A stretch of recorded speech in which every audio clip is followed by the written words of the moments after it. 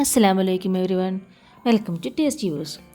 നമ്മുടെ ചാനലിൽ 100 സബ്സ്ക്രൈബേഴ്സ് ആയതിൻ്റെ ഒരു ചെറിയ സന്തോഷത്തിൽ നമുക്കിന്നൊരു കേക്ക് ഉണ്ടാക്കിയാലോ. നമ്മളപ്പോൾ ഇന്ന് ഉണ്ടാക്കാൻ പോകുന്നത് ചോക്ലേറ്റ് ബ്രൗണിയാണ്. അതിനായി ആദ്യം ഒരു ബൗളിലേക്ക് 1/4 കപ്പ് പഞ്ചസാര ചേർത്ത് കൊടുക്കുക. ഇതിലേക്ക് 1/4 കപ്പ് അളവിൽ തന്നെ നമുക്ക് മെൽറ്റ് ചെയ്ത ബട്ടറും ചേർത്ത് കൊടുക്കാം. ബട്ടർ റൂം ടെമ്പറേച്ചറിലായിരിക്കണം, ചൂടോടുകൂടി നമ്മൾ ചേർത്ത് കൊടുക്കരുത്. ഇനി നമുക്ക് ഷുഗറും ഈ ബട്ടറും കൂടി നന്നായി മിക്സ് ചെയ്യാം. ഇവിടെ ഞാനെടുത്ത പഞ്ചസാര വലിയ തരി ആയതുകൊണ്ട് ഞാൻ മിക്സിയിൽ ഒന്ന് പൊടിച്ചാണ് ചേർത്തിട്ടുള്ളത്. പൊടിച്ചപ്പോൾ 2 ഏലക്ക കൂടി ചേർത്താണ് പൊടിച്ചത്. ചെറിയ തരി പഞ്ചസാരയാണെങ്കിൽ പൊടിക്കാതെ ചേർക്കാവുന്നതാണ്.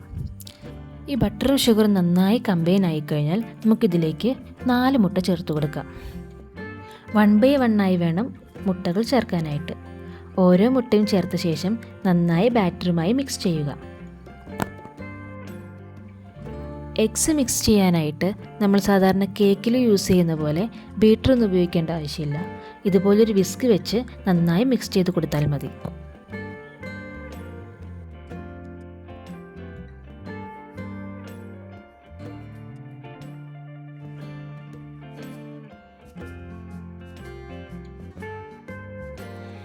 നമ്മൾ യൂസ് ചെയ്യുന്ന എഗ്സ് റൂം ടെമ്പറേച്ചറിലായിരിക്കും, പ്രത്യേകം ശ്രദ്ധിക്കണം. എല്ലാ ഇൻഗ്രീഡിയൻസും തന്നെ റൂം ടെമ്പറേച്ചറിലായിരിക്കണം. ഫ്രിഡ്ജിൽ നിന്ന് എടുത്ത് നേരിട്ട് ഉപയോഗിക്കാൻ പാടില്ല.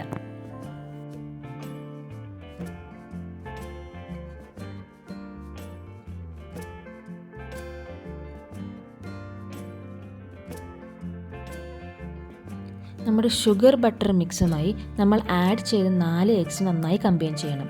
ഇനി ഇതിലേക്ക് നമുക്ക് ഒരു 1/2 ടീസ്പൂൺ വാനില എസൻസ് ചേർത്ത് കൊടുക്കാം. നമ്മുടെ മുട്ടയുടെ ഒരു റോ സ്മെല്ല് പോകുന്നതിനായിട്ടാണ് നമ്മൾ ഇത് യൂസ് ചെയ്യുന്നത്. ഞാൻ ആദ്യമേ ഷുഗർ പൊടിച്ചപ്പോൾ 2 ഏലക്ക ഇട്ടിരുന്നു. വേണമെങ്കിൽ മാത്രം നമുക്ക് വാനില എസൻസ് ചേർത്ത് കൊടുത്താൽ മതി. കംപ്ലീറ്റ്ലി ഓപ്ഷണലാണ്. ഇനി നമുക്ക് ഇതിലേക്ക് നമ്മുടെ ഡ്രൈ ഇൻഗ്രീഡിയൻസ് ചേർത്ത് കൊടുക്കാം. ഞാൻ ഈ ഡ്രൈ ഇൻഗ്രീഡിയൻസ് ഒരു അരിപ്പയിലൂടെയാണ് ചേർത്ത് കൊടുക്കുന്നത്. കാരണം കൊക്കോ പൗഡറിൽ എപ്പോഴും ചെറിയ കട്ടകൾ ഉണ്ടായിരിക്കും. ഡ്രൈ ഇൻഗ്രീഡിയൻസ് ആയിട്ട് ഇവിടെ എടുത്തിരിക്കുന്നത് 1/4 കപ്പ് മൈദമാവും 1/4 കപ്പ് കൊക്കോ പൗഡറുമാണ്.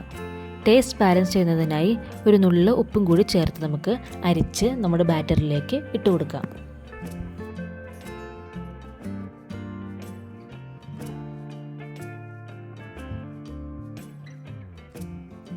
ഇനി ഇതിലേക്ക് അല്പം കോഫി പൗഡർ കൂടി ചേർത്ത് കൊടുക്കാം.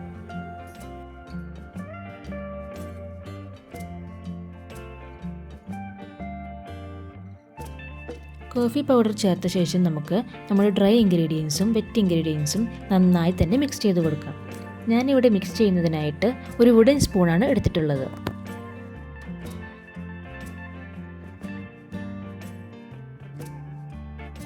മിക്സ് ചെയ്ത് വരുമ്പോൾ അല്പം തിക്കായി തോന്നിയാൽ റൂം ടെമ്പറേച്ചറിലുള്ള പാല് അല്പം മാത്രം ചേർത്ത് കൊടുക്കുക.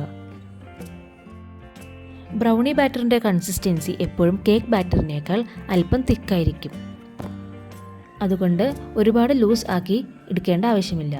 ഇനി ഇതിലേക്ക് നമ്മുടെ കൈവശമുള്ള ഏതെങ്കിലും ചോക്ലേറ്റ്സോ നട്ട്സോ ഇഷ്ടാനുസരണം ചേർത്ത് കൊടുക്കാവുന്നതാണ്. ഈ ബ്രൗണി നമുക്ക് സ്റ്റൗ ടോപ്പിലും ചെയ്തെടുക്കാവുന്നതാണ്. പക്ഷെ ഞാനിവിടെ ഓവനിലാണ് ബേക്ക് ചെയ്യുന്നത്. ഓരോരുത്തരുടെ ഓവൻ്റെ വലിപ്പവും ചൂടും അനുസരിച്ച് 160 to 180 ഡിഗ്രി സെൽഷ്യസിൽ 20 to 30 മിനിറ്റ് വരെ നമുക്ക് ഈ ബ്രൗണി ബേക്ക് ചെയ്തെടുക്കാവുന്നതാണ്. നമ്മുടെ ബാറ്റർ റെഡി ആയിട്ടുണ്ട്. ഇനി നമുക്കിതൊരു കേക്ക് ടിന്നിലേക്ക് ഒഴിച്ചു കൊടുക്കാം.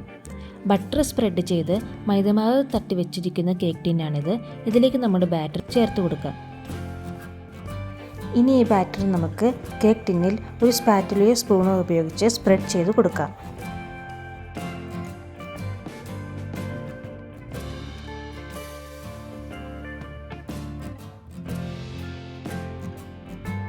നമ്മുടെ ഇഷ്ടത്തിനനുസരിച്ച് ടോപ്പിംഗ്സ് ആയിട്ട് നട്ട്സോ ചോക്ലേറ്റ്സോ എന്ത് വേണമെങ്കിൽ നമുക്കിതിൽ ചേർത്ത് കൊടുക്കാവുന്നതാണ്.